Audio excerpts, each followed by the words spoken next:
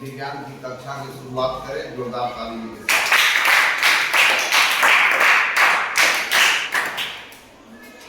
आज हम सब मिलकर के क्या चर्चा करने जा रहे हैं? हम सब मिलकर के कोशिकाओं की संख्या एवं उनके मुख्य घटकों के बारे में हम सब मिलकर के चर्चा करने। पिछली कक्षा में आपको बताया गया है कि हमारे परिवेश में छोटे छोटे आकार के जीवों से लेकर के बहुत बड़े बड़े आकार के जीवों को हम देखते हैं। अगर छोटे छोटे जीवों की बात करें तो वह कौन कौन से छोटे छोटे जीव देखते हैं अपने परिवेश में जो आकार में बहुत छोटे हो? बोलो, आवाज आनी चाहिए ना। कौन कौन? बोलो। चींटी और चींटी से भी कोई छोटा? चलो चींटी के आसपास क्या क्या बोल रही है? जो जिसको तुम देखी हो अपने परिवेश में, अपने परिवेश में छोटे छोटे जीवों से बड़े बड़े जीवों को देखने का मौका मिलता है। तो छोटे छोटे जीवों में आप क्या देखें बताइए? हाँ, तो खड़ा हो बोलो। फतिंगा, ठीक है, फतिंगा होते हैं जो उड़ते हैं। और क्या देखा है तुमने? कहा है मच्छर। मच्छर। और क्या देखा है? मक्खी भी देखा है। और चलो अब उनसे बड़ा जीव बताओ जो उनसे बड़ा होते हैं। मक्खियों से, मच्छरों से, बकरी और गाय। और बड़ा जीव क्या होगा? बड़ा हाथी वगैरह। चलो ये तो जंतुओं को देखा, पेड़ पौधों को भी देखा। ये सब सर्वजनीन है ना। तो एक तरफ बहुत सूक्ष्म जीवों को हम देखते हैं और दूसरी तरफ बहुत बड़े बड़े जीवों को देखते हैं जिनका शरीर का आकार विशाल है। सूक्ष्म जीव और विशालकाय जीव अपने परिवेश में हम देखते हैं। इनको देखने के बाद हमारे मन में यह अवश्य प्रश्न आता होगा कि क्या यह सभी सजीव जो हैं एक ही कोशिकाओं से मिलकर के बने हैं? जिन कोशिकाओं के बारे में पिछले कक्षा में चर्चा की गई कि वह जो शरीर की जीवित इकाई है वह इतना सूक्ष्म है कि सूक्ष्मदर्शी का आविष्कार होने के बाद ही देखना संभव है। तो एक तो सूक्ष्म जीव देखते हैं तो क्या वह सूक्ष्म जीव एक कोशिकाओं से मिलकर के बने होंगे, बहुत सारे कोशिकाओं से मिलकर के बने होंगे? तो आप यह जान करके आश्चर्य करोगे जिन तुम जीवों को देखे हो उनको तो नग्न आंखों से देखा जा सकता है। इतने छोटे छोटे सूक्ष्म जीव हैं जिसको नग्न आंखों से देखा नहीं जा सकता है, लेकिन उस सूक्ष्म जीव को हमारे जीवन में, हमारे पर्यावरण में इनका बहुत ही विशाल सकारात्मक भूमिका है और हमारा पारिस्थितिकी तंत्र को कहीं न कहीं वो मजबूत करते हैं अपने क्रियाकलापों से। तो एक तरफ सजीव इतने छोटे हैं कि बहुत सजीव ऐसे हैं जो एक ही कोशिका से मिलकर के बने हैं। एक ही कोशिका में वह सजीव भोजन का ग्रहण, पाचन, अवशोषण और प्रजनन का सभी कार्य कर लेता है। दूसरी तरफ हम जो सजीव हैं, हमारा शरीर अरबों खरबों कोशिकाओं से मिलकर के बना हुआ है। हमारा पेड़ पौधे का शरीर अरबों कोशिकाओं से मिलकर के बना हुआ है। अर्थात एक ऐसे जीव हैं जिनका शरीर की संरचना एक ही कोशिका से होता है और एक हम जैसे जीव हैं जिसकी संरचना बहुत खरबों कोशिकाओं से मिलकर के बना होता है। तो इस प्रकार सूक्ष्म जीवों को कोशिकाओं के संख्या के आधार पर कितने वर्गों में बांटा गया? 2 वर्ग। एक कोशिकीय जीव और बहुकोशिकीय जीव। कौन कौन से बांटा गया? एक कोशिकीय जीव और एक कोशिकीय जीव मल्टी सेल्यूलर और यूनिसेल्यूलर। 2 प्रकार का है, एक कोशिकीय और बहुकोशिकीय। अर्थात सजीवों का शरीर कितने कोशिकाओं से मिलकर बना है, अर्थात कोशिकाओं के संख्या के आधार पर सजीवों को कितने वर्गों में बांटा जा रहा है? किसके आधार पर? शरीर जिन कोशिकाओं से मिलकर के बना है उनके संख्या के आधार पर सजीवों को कितने वर्गों में बांट रहे हैं? कौन कौन? एक कोशिकीय,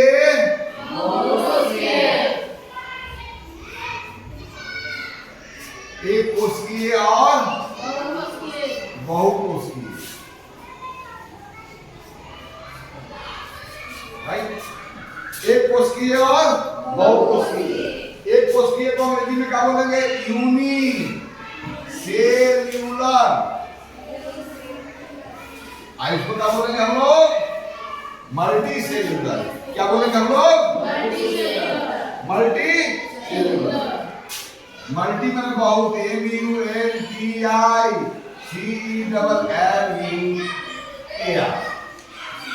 तो यहाँ पर सजीवों का वर्गीकरण हम दो वर्गों में कर रहे हैं। किसके आधार पर? कोशिकाओं के संख्या के आधार पर। ये सजीवों का वर्गीकरण, यहाँ पर सजीवों का वर्गीकरण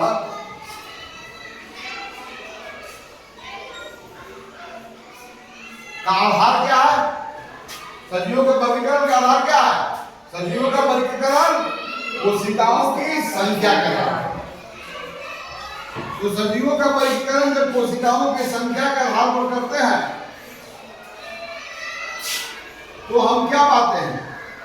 संख्या के आधार पर जब हम सजीवों का वर्गीकरण करते हैं तो दो ही प्रकार का सजीव हमें मिलता है देखने। एक ऐसा सजीव है जिसको देखने के लिए सूक्ष्मदर्शी की आवश्यकता होगा, और एक ऐसा सजीव है जिसको अपने नग्न आंखों के द्वारा देख सकते हैं। तो वैसे सजीव जिनका शरीर मात्र एक कोशिकाओं से बना होता है उसको एक कोशिकीय जीव कहते हैं, और जिनका शरीर बहुत सारे कोशिकाओं से मिलकर के बना है उन्हें क्या कहते हैं? बहुकोशिकीय जीव, मल्टी सेल्यूलर एंड यूनिसेल्यूलर। अब आप मुझे बताइए, तो हमारा शरीर जो खरबों कोशिकाओं से मिलकर के बना है, लेकिन हमें आश्चर्य होगा कि हमारा जीवन की शुरुआत एक कोशिका से हुआ।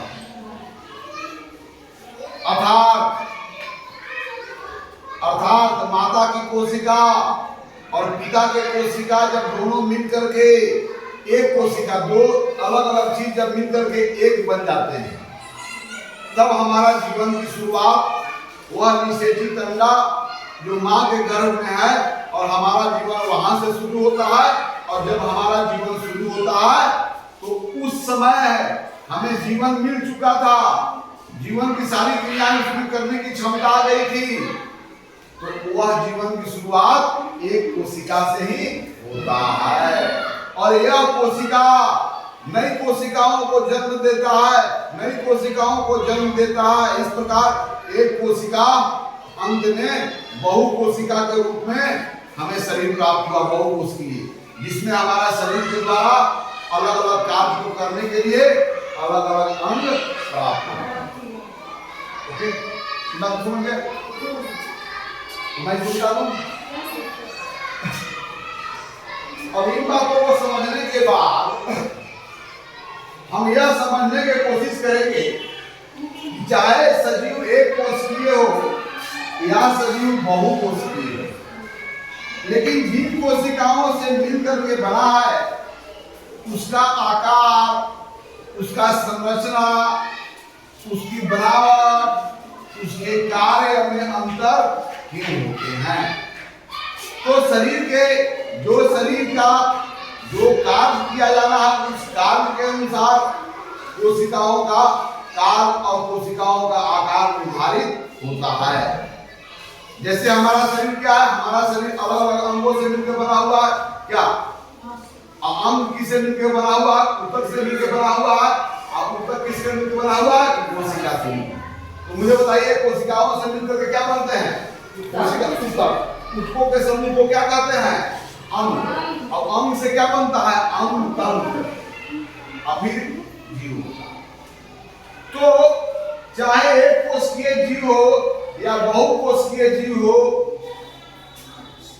लेकिन किसी भी सजीव की जो कोशिकाएं हैं उसके तीन मुख्यतः घटक हैं। मुख्य सभी कोशिकाओं में हो सकता है कि बाद में कुछ कोशिकाओं की चर्चा करूंगा जो एक कोशिका में और किसी में केंद्रक होगा तो उसका मेम्ब्रेन नहीं होगा, किसी में केंद्रक विथ मेम्ब्रेन होगा, किसी में मेम्ब्रेन के अतिरिक्त और एक सुरक्षा दीवार होगी पादप कोशिकाओं में। तो किसी के भी कोशिका हो वह कोशिका मुख्यतः तीन भागों से मिलकर के बना हुआ है। पहला भाग का नाम क्या है? कोशिका झिल्ली, अर्थात हम कोशिका के घटक के बारे में जाने। कोशिका के मुख्य घटक, मेन कंपोनेंट ऑफ सेल, और यह कंपोनेंट किसी भी जीव का सेल हो वहां पर यह तीनों कंपोनेंट सब में देखने को मिलेगा, यह कॉमन है। तो कोशिका के मुख्य तीन घटक,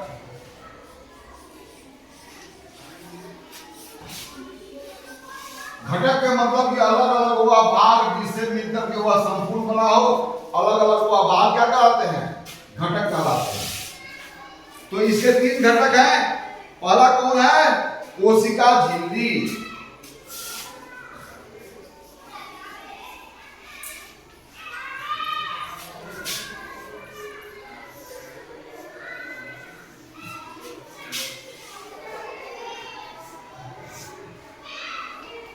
What we call it in English cell membrane। क्या हम लोग बोलते हैं वो? Cell membrane. दूसरा कौन सा घटक है?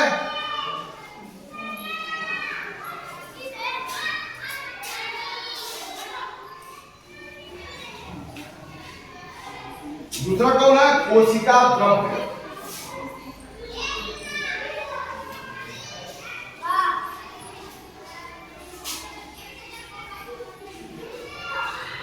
द्रव्य, नॉट ड्रॉप। क्या है? द्रव्य, कोशिका द्रव्य, जिसे हम लोग अंग्रेजी में क्या बोलेंगे? साइटोप्लाज्म।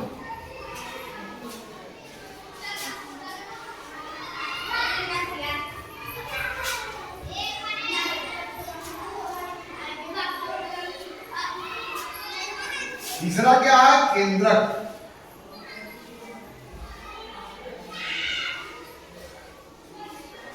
जिसे हम लोग क्या बोलेंगे? न्यूक्लियस।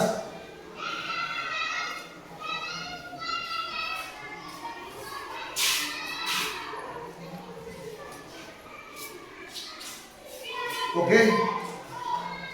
तो सजीव, किसी भी सजीव के शरीर कोशिकाओं से मिलकर के बना है। उन कोशिकाओं में कुछ भागों को लेकर के कुछ वैसे पार्ट हैं जो एक कोशिका में मौजूद है, दूसरी कोशिका में मौजूद नहीं है। किसी में केंद्रक झिल्ली होता है, किसी में केंद्रक विदाउट झिल्ली होता है। किसी कोशिका में जो आपको कोशिका झिल्ली के अतिरिक्त भी एक और मजबूत दीवार होता है जिसे हम लोग सेल वॉल बोलते हैं, पादप कोशिकाओं में मिलता है। इन सारे बाकी चीजों के बारे में हम वीडियो आपके साथ चर्चा कर रहे हैं। तो लेकिन किसी का भी कोशिका हो, यह तीन पार्ट सभी कोशिकाओं में देखने को मिलेंगे। कोशिका झिल्ली, कोशिका द्रव और केंद्रक। अब आइए हम एक एक करके इन भागों का हम चर्चा करते हैं कि कोशिका जिन भागों से मिलकर के बना है, जिसमें जीवन की सारी क्रियाएं चलती होगी, वो भी भोजन कांतरण पाचन और शोषण और उत्सर्जन करते होंगे। तो आखिर कोशिका का वह सभी कार्य इनमें से किन भागों के द्वारा होता है? अर्थात यह भाग कोशिका में जीवन जो चलती है, जैविक कार्य चलते रहते हैं, उन जैविक कार्यों में कोशिका के इन भागों की भूमिका क्या है, कार्य क्या है? आखिर कोशिका का जो यह घटक है कोशिका झिल्ली, वह क्या करता है? कोशिका द्रव वहां क्या होता है? केंद्रक में क्या होती है? केंद्रक का क्या कार्य है? कोशिका द्रव का क्या कार्य है? कोशिका झिल्ली का क्या कार्य है? इन कार्यों को समझेंगे। लेकिन कोशिका में जीवन है, कोशिका भी सजीव है, तो प्रत्येक सजीवों के लिए भोजन की आवश्यकता है। तो यहाँ पर भी हम सोचेंगे कि कोशिका भोजन का प्राप्त कैसे करते हैं, वह तो बहुत ही सूक्ष्म है, हमारी तरह मुख नहीं है, हमारी तरह पाचन करने के लिए उनका अलग अंग नहीं है, हमारे तरह स्पष्ट कुछ भी नहीं है। तो आखिर यह सब कार्य वो कैसे करते होंगे, वह शोषण कैसे करते होंगे, भोजन का प्राप्ति कैसे करते होंगे, भोजन का पाचन कैसे करते होंगे, भोजन पाचन के बाद जो हानिकारक पदार्थ होगा उसको फिर अपने शरीर से बाहर कैसे निकालते होंगे, कोशिका फिर एक नई कोशिकाओं की तरह जन्म कैसे देते होंगे।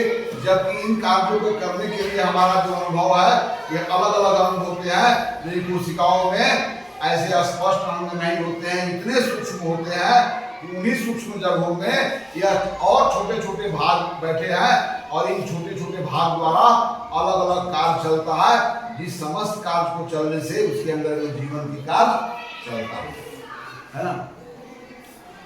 तो हम कोशिकाओं के तीन घटकों के हम और कार्यों को वन बाय वन समझने का कोशिश करेंगे। There are three main components of cells, which are cell membrane, cytoplasm, and nucleus. Okay? अब एक कोशिका झिल्ली, इनका क्या कार्य है, ये क्या है, इनका रोल क्या है। कोशिका झिल्ली, इनका होना, इनके होने से कौन कौन से कोशिका का कार्य सिद्ध होता है, यदि नहीं होते तो क्या प्रॉब्लम होता, इत्यादि इत्यादि बहुत सारे बात हम कोशिका के झिल्ली के बारे में समझने का प्रयास करते हैं।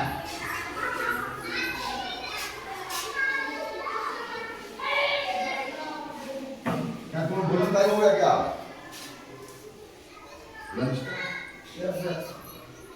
तो चलिए आज हम इस अध्याय हम आज यहीं पर कोशिकाओं के तीन घटकों को जानने के बाद हम अगली कक्षा में इनके कार्यों के बारे में हम लोग जानेंगे। आज की कक्षा समाप्त होती है।